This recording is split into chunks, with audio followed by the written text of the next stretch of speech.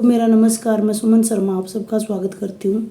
जैसा कि आप जानते हैं, अनुवाद के सिद्धांत स्क्रीन पे देख रहे हैं। आज का टॉपिक है अनुवाद का सिद्धांत। थोड़ा सा टेक्निकल प्रश्न है, इसके बारे में आपको बार बार रिवीजन करनी पड़ेगी। रिवीजन देखिए, आपके अंदर खुद एक अद्भुत शक्ति है। जब आप इसका प्रयोग करेंगे, बार बार रिवाइज करेंगे, किसी काम में पूरे मन से लग जाएंगे तो आप इस शक्ति को स्वयं महसूस करेंगे। आइए, ज़्यादा समय आपका ना लेते हुए करते हैं। अनुवाद के सिद्धांत को अगर हमने समझना है तो तीन इसके कॉन्सेप्ट होंगे। तीन तरह से तीन विचारधाराएं इसमें अलग अलग काम करेंगी।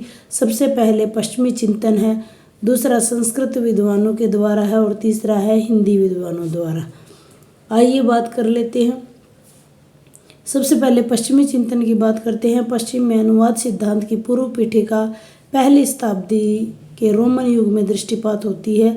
उन्होंने साहित्यिक कृतियों के अनुवाद में अर्थ अनुसार अर्थ को प्रधानता दी है। अनुवाद के कारण स्थानीय भाषाओं का दर्जा ऊपर उठा है और उन भाषाओं के जो अभिव्यक्ति है उसके सामर्थ्य में अभिवृद्धि हुई है। इन पश्चिमी अनुवाद चिंतकों ने कुछ एक सिद्धांत दिए हैं जो इस प्रकार से हैं। सबसे पहले है सेंट जेरम।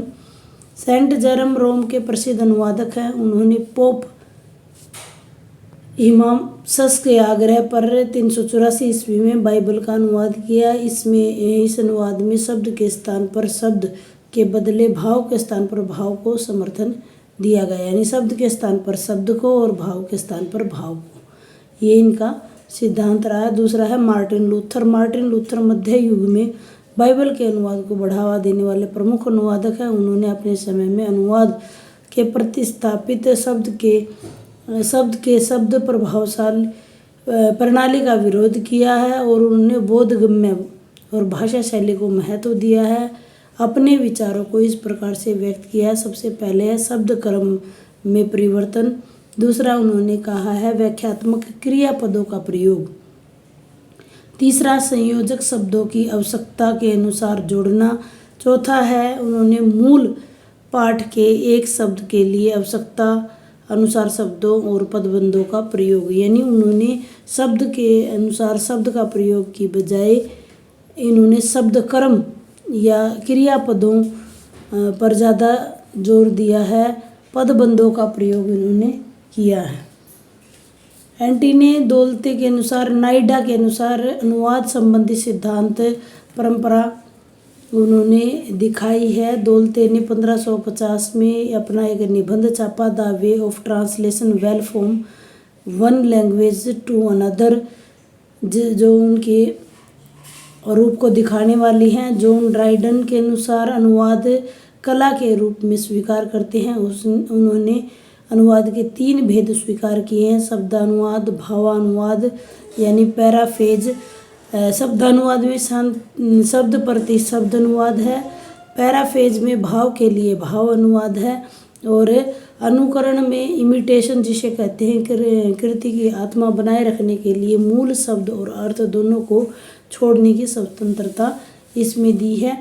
जॉर्ज कैम्पबेल के अनुसार उन्होंने 1789 में अपनी द फोर गॉस्पेल का प्रकाशन अनुवाद का इतिहास और सिद्धांत के विषय में अपने विचार प्रकट किए हैं। मूल के भाव को अनुवाद में प्रस्तुत करना, लक्ष्य भाषा की प्रकृति तथा लेखक के भाव तथा शैली के अनुसार अनुवाद को सरल और स्वाभाविक बनाया जा सकता है। जेसी कैटफोर्ड इंग्लैंड के अनुवादक रहे हैं। उन्होंने भी महत्वपूर्ण सिद्धांत दिए हैं। ए लिंग्विस्टिक थ्योरी ऑफ ट्रांसलेशन में शब्द भाषा वैज्ञानिक आधार पर अनुवाद के प्रारूपों का निरूपण उन्होंने किया है। सेवरी के अनुसार, सेवरी संबंधी उन्होंने द आर्ट ऑफ ट्रांसलेशन में बताया कि अनुवाद मूल रचना की तरह स्वयं को प्रस्तुत करने में सक्षम होनी चाहिए। उसमें मूल में जैसी ताजगी होनी चाहिए। जेम्स होम्स ने सर्वप्रथम 1972 में the name of and nature of translation study में एक लेख लिखा। उसमें उन्होंने बताया कि संसार का ध्यान केंद्रित किया और इसी साथ उन्होंने अनुवाद से जुड़े मूल तत्वों की समझ को भी व्यापक परिवर्तन किए। भारतीय परंपरा की बात करें तो भारत में परंपरा प्राचीन काल से चली आ रही है। व्याख्या और टीका के रूप में संस्कृत ग्रंथों में अंतःभाषिक अनुवाद का इतिहास हमें देखने को मिलता है। भारत में विश्वविद्यालयों और संस्थाओं में अनुवाद संबंधी कार्य जो है उत्साहपूर्वक चल रहा है।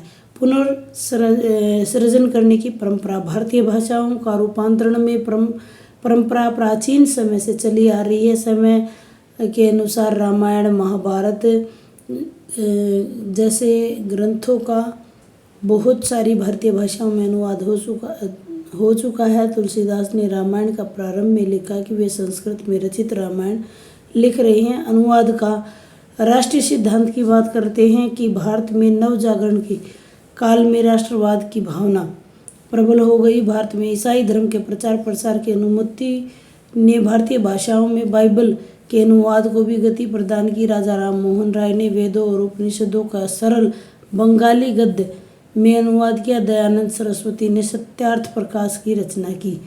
अनुवाद संबंधी भारतीय काव्य शास्त्र संबंधी स्रोत का प्रयोग वर्तमान समय में ध्वनि और औचित्य जैसे भारतीय काव्य शास्त्रीय सिद्धांतों का प्रयोग अनुवाद के मानदंड के रूप में किया जा रहा है। आनंदवर्धन ध्वनि सिद्धांत का प्रतिपादन करते हुए कहते हैं कि ध्वनि शब्द वह क्षमता रखता है जिसके शाब्दिक अर्थ और अभिव्यक्ति अर्थ के अतिरिक्त सुंदर भाव देता है।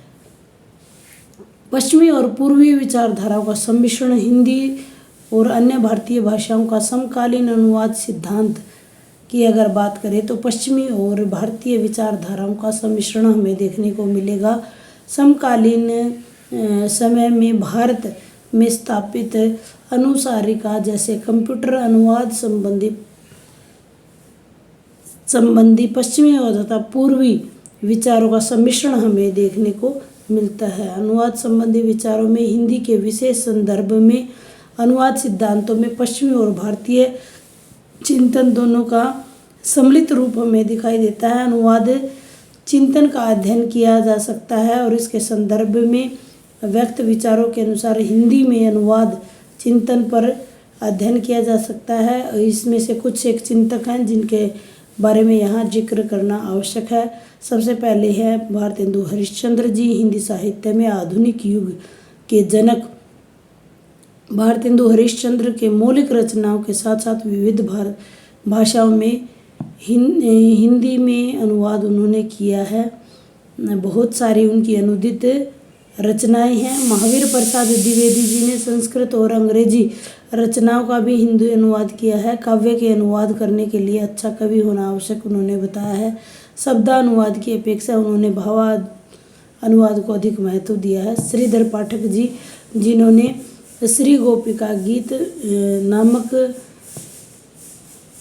एक रचना है उनकी, उसमें श्रीमद् भगवत के 10वें स्कंद के 31वें अध्याय का उन्होंने हिंदी में अनुवाद किया है। मैथिली शरण गुप्त ने भी संस्कृत के कालिदास का मेघनाथ वध तथा अंग्रेजी में उमर खयाम की रूबियों का उल्लेख उन्होंने किया है। उम्मीद करती हूँ आपको वीडियो समझ आया होगा। सबसे पहले मैंने 3 विचारधाराओं की बात की जिसमें पश्चिम चिंतन, फिर मैंने संस्कृत का और फिर हिंदी विद्वानों के बारे में बताया। धन्यवाद।